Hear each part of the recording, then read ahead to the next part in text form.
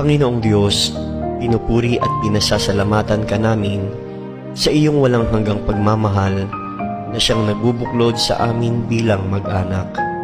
Maghari ka nawa sa aming puso at punuin mo ng pag-ibig at katapatan, kapayapaan at kasaganahan ang aming tahanan. Patuloy mo po sanang basbasan ng aming pamilya.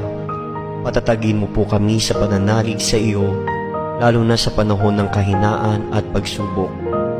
Ingapin mo po sana ang mga pamilya na ngayon ay nagdaranas ng matinding kahirapan at pagdurusa, nawawalan ng pag-asa at nagkakahiwalay dahil sa hindi pagkakaunawaan.